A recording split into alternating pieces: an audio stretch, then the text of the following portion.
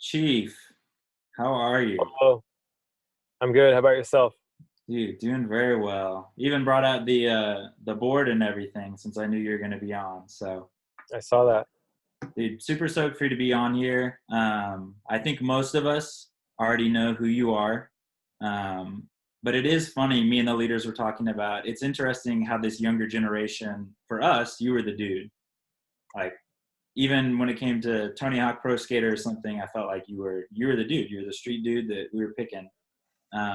But since they may or may not know a little bit about you, would you mind just sharing a little bit about who you are, what it is that you do, so on and so forth? Yeah, sure. So my name is Jamie Thomas. I'm a professional skateboarder and the founder of Zero Skateboards. I've been a pro skateboarder for 25 years, 26 years. And I started Zero 23 years ago. And I've been running that company and kind of navigating my career and traveling the world um, as a pro skateboarder for a long time. And I'm married. I've been married for 23 years, and I live in San Diego, California, or Encinitas, which is a beach community of San Diego. And my wife and I have three kids: an 11-year-old boy named Trey, who skates; a 14-year-old girl named Ruby; and then a 16-year-old son named Julian. And I've been a Christian since 1999. So a little over 20 years now. And yeah, that's a little bit about me. I'm 45 years old, and that's a good reason why, I'm not the up and coming kid. And, when you get older, your fan base gets older with you. Yeah, yeah, that's so good. You know what though? I think especially being 45, it is cool to see a lot of these skaters that are reaching the age that when I was younger, it was like after 30, I felt like you didn't really know what to do. It was kind of that was it. And so I appreciate just being able to see someone who's 45 that's still out ripping. One of the people that I am lucky enough to skate with here is Judd Heald, and that dude's like 42, and most of the time I'm trying to keep up with him as it is anyway. And so we just appreciate to know what it's going to look like for us when we get older, that it's still possible for us to go out and just be able to skate and have fun. I know. Yeah. Go ahead. Yeah. Judd's an amazing skateboarder, and he's got a lot of life, a lot of energy, a lot of spirit. And he is steadily at it all the time. So it's cool to see him. And I mean, when you get to that age, there's not a whole lot of difference between 42 and 45. Yeah. So I mean, he might feel every bit of that. And I've gone through time periods where, in my 30s, where I felt like I was over 40 because I had some injuries that plagued me. And right now, I say I'm 45, but I don't really feel 45. I feel much younger than that in body and spirit. So That's so cool. So talking about being a believer for over 2 decades, what did it look like, and how did you first become a follower of Jesus? well, my parents were Christians. I had a Christian foundation growing up, went to church until, I don't know, 10, 11. I know that seems early, but I was the youngest of four kids, and my parents retired, and they were kind of ready to do their own thing. So from about 11 or 12, I was kind of on my own thing, just navigating life, getting myself to baseball practice and getting myself, around town on a BMX bike or skateboarding. And I didn't spend much time in church after that. But I had a basis for Christianity, and I knew of it. I knew, and I believed in God up to that point. And then I had this time where I really wanted to be rebellious in my teen years, where I denounced God, and I really didn't want to believe. It was kind of like this very self-involved time where I felt that, you know, I should be able to choose and pick my own destiny, and it's not pre-written. No one knows God doesn't know what I'm going to do or how I'm going to do it, and I'm going to make decisions for myself. And I took this great pride in being independent, like an independent human, and really separated myself from God through my adolescence and into my teen years, and moved to California when I was 17 to pursue being a pro skateboarder, and was still pretty lost spiritually. I was just really motivated by proving myself and proving my worth on this planet. And then, when I was around 19, 20, I had a friend that passed away. Um, Actually, wait, how old was I? No, I was 22 or 23. I went to a friend's funeral, and it was the first time in my life that I'd really, besides like my grandmother, that I'd been faced with mortality, faced with death, and faced with what happens after death. And I went to this funeral and heard all these people like pouring out their hearts about how how great this guy was, and that he was in heaven now. And then it dawned on me that if something were to happen to me, and if something tragic were to happen to me, that I would be separated from God forever. And I felt overwhelmingly selfish. And you know but up to that point, I was basically pretending I was my own God by dictating what was right, what was wrong, what I should be doing, what I shouldn't be doing. And it really became clear in that moment when everyone was like pouring out their hearts. And if it was me in that casket, they would be way more sad, because this guy knew God, and they were right. He was going to heaven. And although I didn't really know what happened to you if you died and didn't go to heaven, I just felt really, really selfish and isolated and alone.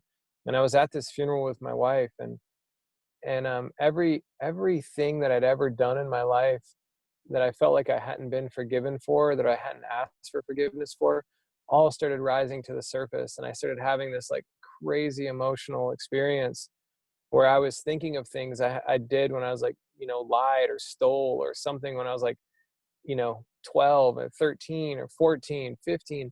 All these crazy moments started coming up, and I thought I'd buried those things, but they still existed, and I just stuffed them way down in my like subconscious mind, or I'd compartmentalized them. They all came rushing to the surface, and it was so overwhelming. I just fell to my knees and asked the Lord into my life and asked him to help me navigate. And I just prayed for forgiveness. Yeah, man, that's so good. I loved what you said about there's this time where we become rebels and we try to do everything on our own. And the same for me. Like, I look up to you a lot, not as a skateboarder, but also as a business owner, as someone who's leading their family. And I remember when I was younger, I heard this lie, and I believed it for such a long time. And it was that you are only as valuable as the last thing that you accomplished. And so when I was younger and I was a skateboarder, it was like, I'm as valuable as the last thing I did, the last photo I got, the last clip I got. I need to keep doing it. And it's so funny because for me, I got to a point where it's like, I would get this clip, I would get a photo, or even other things in life. I was chasing certain things and it just wasn't enough. It's like I never really felt full from it.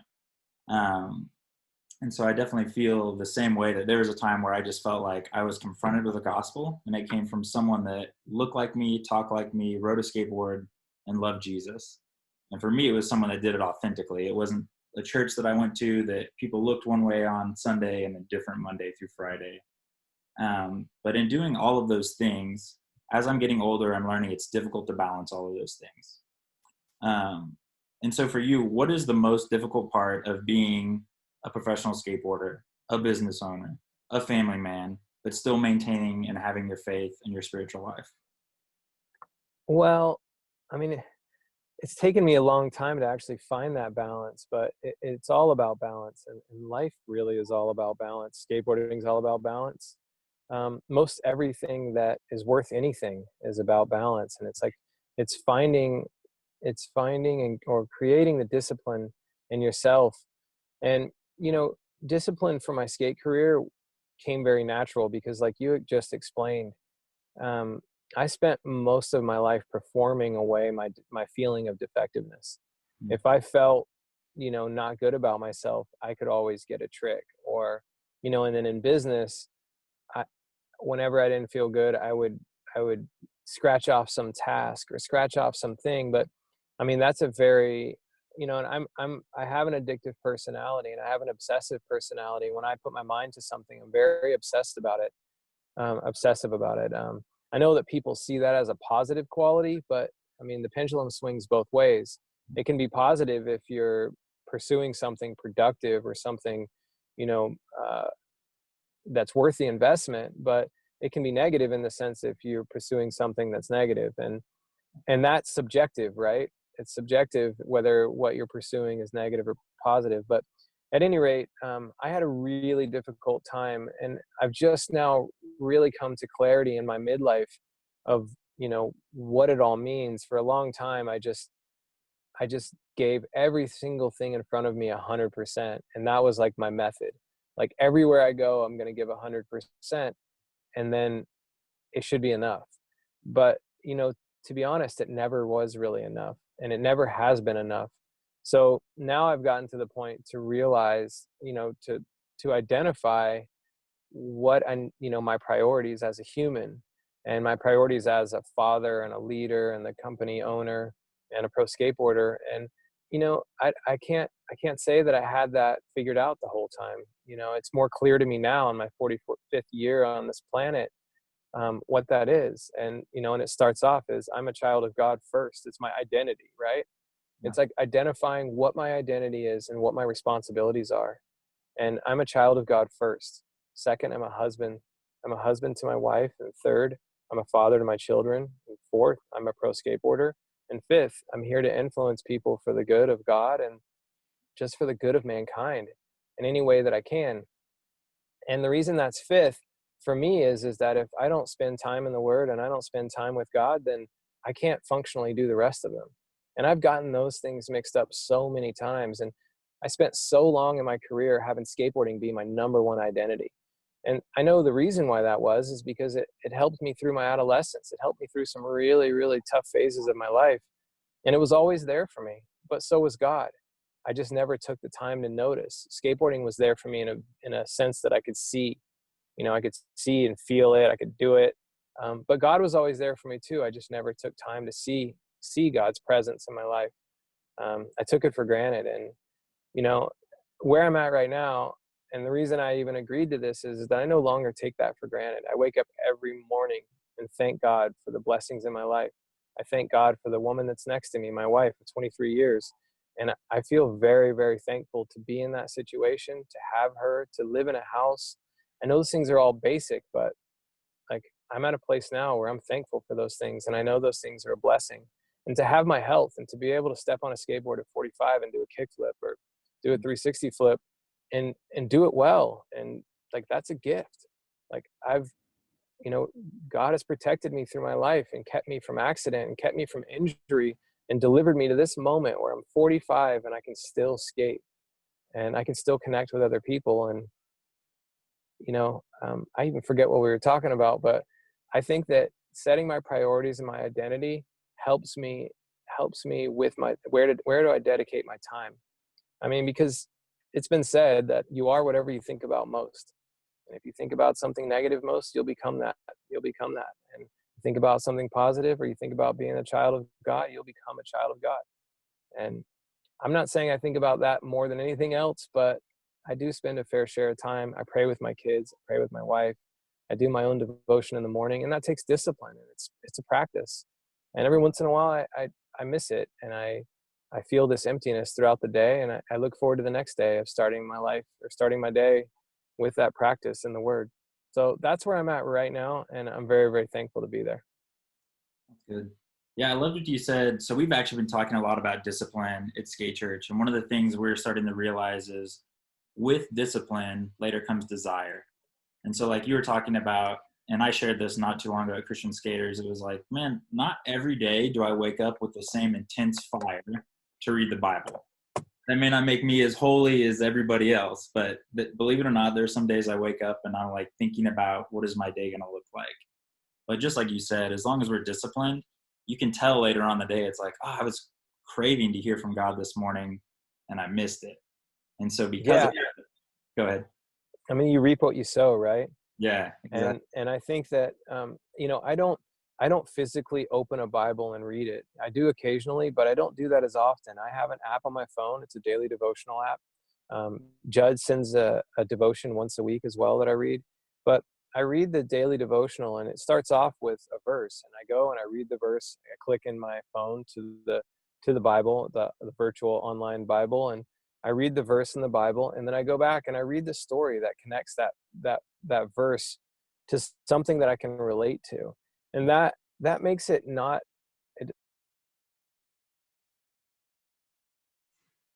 And I see a way that the Bible practically applied in this story, and then I can reflect on how that verse and how that practically applies to my life, and that makes it less of a chore for me. I've realized that just having a Bible next to my bedside table isn't enough. Like I need something that is just easy for me to plug into.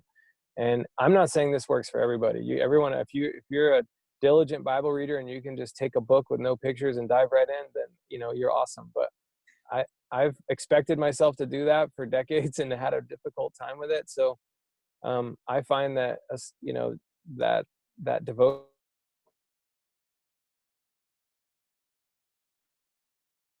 and try and pray with them before school when we went to school, and then now we watch an online 10-minute devotional from our church, and then we plug into church. But it's really that practice of that daily plugging in and that daily commitment of time. And it's such a small amount of time, but it keeps me grounded in my faith, and more importantly, it keeps me grounded in my truths. Because a lot of times I feel that my life has been led by my fears. And yeah, I've been able to conquer some handrails or jump gaps or whatever, but my fears of not being good enough, my fears of like, I don't know, being incompetent, like those types of things that are like my core fears in my spirit, in myself. Like God reminds me that I am good enough and that I am competent, and that with his help I can do all things. And that's the greatest gift. And so just plugging in and getting myself into a program of devotion in the morning, time with the kids, prayer a few times through the day, and then church on the weekends, and any other time that I can talk to people from the church and kind of plug in, it really helps me. Yeah, that's awesome. And that's one of the things that's really important to me for our kiddos at Skate Church to hear is everybody plugs in differently. Everyone has a different perspective. Whether it's using the YouVersion Bible app, I know some of our leaders are probably more of handwritten notes, but it's so good to hear because everybody is different. So it's definitely interesting and good for them to hear that, hey, there are different practical, logistical ways for you to tap in and actually see what God has for you for today. Well, hey, I wanted to thank you again. I've got one more question Okay. for you, and definitely my favorite. So we have a bunch of kids on here who are teenagers. We have a bunch of kids that love skateboarding more than anything else. And so if you could travel back in time and give spiritual advice to yourself as a teenager, what would you say? Well, I would say the same thing I tell my kids every day, that God comes first, people come second, and everything else is after that. I'd say if you can find time to give God some of your time and connect with him, you'll be a greater friend, you'll be a better son, a better student, a better skateboarder. And we have to feed ourselves food in order to survive, and we have to feed ourselves spiritually in order to thrive. And I would say take time for God and take time for the people that you love and care for, and everything else seems to work itself out. Yeah, that's so good. Thank you, Jamie. Well, hey, let's give you, if you don't mind sticking around for about a couple more minutes. Does anybody that's in here have any questions for Jamie or anything you'd like to hear, stories? I'd love to have him answer a couple of questions. None? Yeah, I have a question here. Okay. Thanks so much for joining us, Jamie. My pleasure. Yeah, so my question, Dylan had sent a video of one of your skate parts, and I watched it, and I noticed, I think in several of the clips you were in China, I believe, and it just kind of got me thinking about your experience traveling the world and all different cultures, and there's different religions. So if you have anything to share on your experience as a believer in Jesus and interacting with different cultures around the world, kind of how that journey's been. Not all of us get that experience to travel the world like that. So if you have any thoughts on that real quick. I don't know that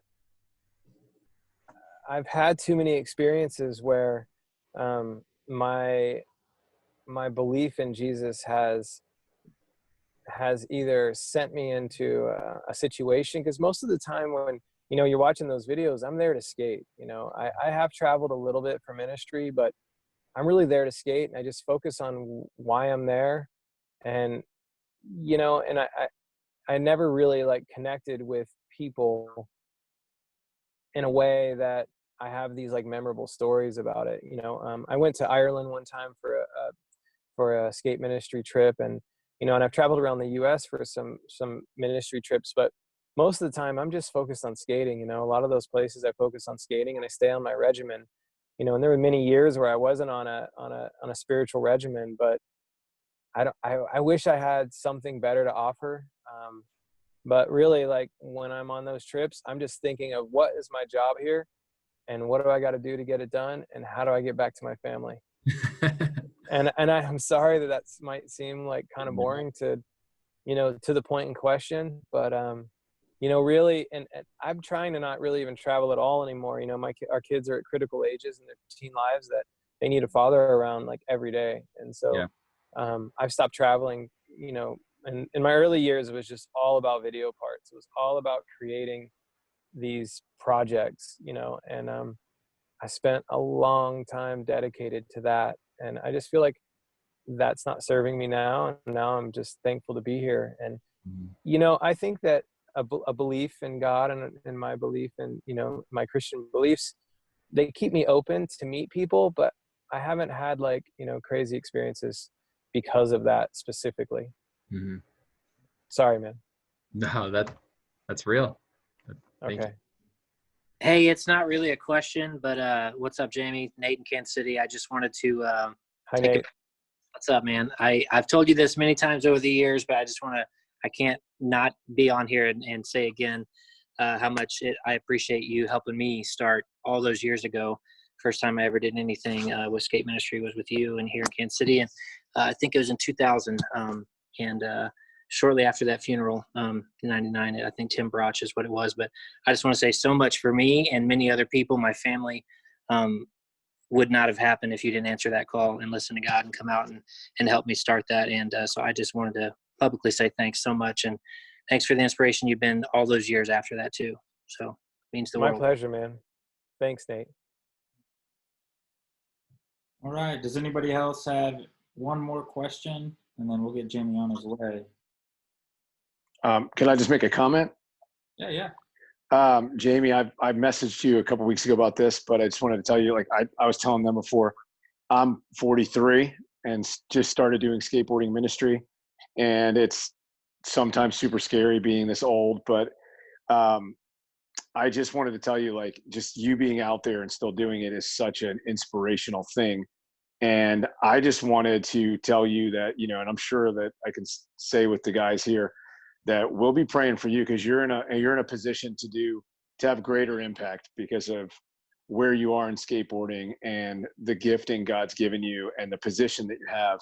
So I just wanted you to know that, like, what you do inspires a lot of us who do it for ministry first, who started out, you know, just doing ministry that aren't professional skateboarders, but like it's inspirational, and that, you know, we'll be praying for you constantly, because I think that you have, you just have you're going to be able to have a greater impact on people's lives, because you're obviously, you know, more seen than anybody else. So I just wanted to let you know that you have people praying for you. Well, thank you. I appreciate that. I mean, we all need as many prayers as we can get, right? Yeah. Thank you. For sure. All right. Well, thank you, Jamie. Man, I really appreciate you taking the time and being able to do this. I know it means a lot to us, and it's also going to mean a lot to a lot of the kiddos that weren't here. They'll be able to see it later. And I just know that it's going to be something that's super impactful for them.